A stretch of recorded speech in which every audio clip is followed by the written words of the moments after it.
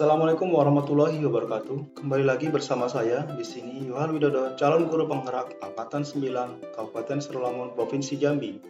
Di video kali ini saya akan memaparkan kesimpulan dan refleksi pemikiran Ki Hajar Dewantara pada modul 1.1 koneksi antar materi.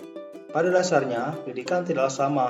Mengapa? Karena pengajaran adalah bagian dari pendidikan, sedangkan menurut Ki Hajar Dewantara, pengajaran adalah proses pendidikan dalam memberikan kecakapan hidup anak secara lahir dan batin. Sedangkan pendidikan pada hakikatnya adalah menuntun atau memberi tuntunan terhadap segala kekuatan kodrat yang dimiliki oleh anak agar ia mencapai keselamatan dan kebahagiaan yang setinggi-tingginya baik sebagai manusia maupun sebagai anggota masyarakat.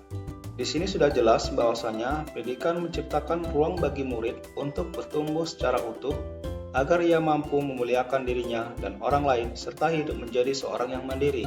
Sebelum mempelajari modul 1.1 tentang pemikiran Ki Hajar Dewantara, pembelajaran yang saya lakukan hanya sebatas transfer materi pelajaran saja. Saya menganggap bahwa ketuntasan dalam penyampaian materi lebih penting ketimbang memahami karakter murid.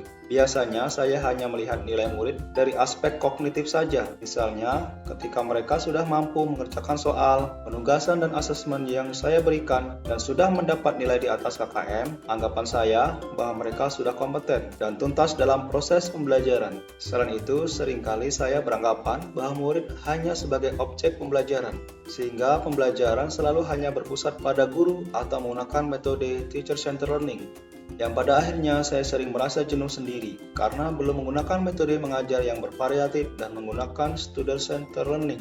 Sebelumnya saya tidak memperdulikan ketercapaian apakah murid sudah memahami secara merata atas materi pembelajaran yang saya sampaikan, karena saya fokus pada target kompetensi materi sehingga terdapat kesenjangan terhadap keberhasilan dalam pembelajaran. Hal tersebut dibuktikan saat dilakukan asesmen atau evaluasi. Namun, setelah mempelajari modul 1.1 tentang pemikiran Ki Hajar Dewantara, saya menyadari bahwa apa yang saya pikirkan dan yang saya lakukan selama ini tidaklah tepat. Seharusnya saya melakukan proses pembelajaran secara menyeluruh, bukan hanya aspek kognitif saja, namun juga afektif, psikomotorik, spiritual, sosial, dan budaya.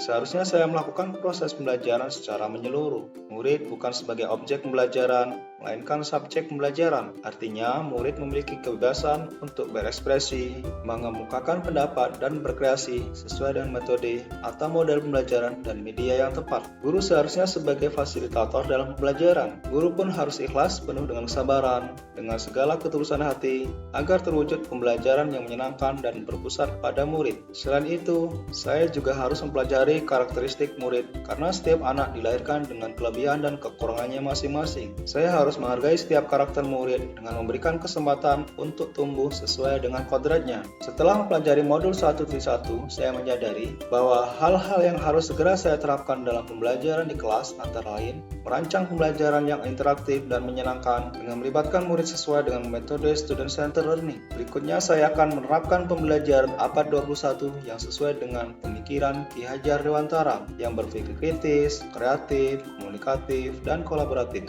dengan berperan teguh kepada konsep memerdekakan anak. Dengan demikian, setelah materi tersebut dilakukan di dalam kelas, pembelajaran tidak lagi menuntut, tapi menuntun. Karena tugas guru memberikan tuntunan atau arahan yang baik bagi murid, selalu memberi teladan yang baik bagi murid, baik dalam perkataan maupun perbuatan. Selanjutnya, saya juga harus mengenali karakter dan latar belakang murid, dengan menjalin komunikasi yang baik antara mereka. Semoga video ini menginspirasi bagi Bapak Ibu pejuang pendidikan. Salam bahagia. Wassalamualaikum warahmatullahi wabarakatuh.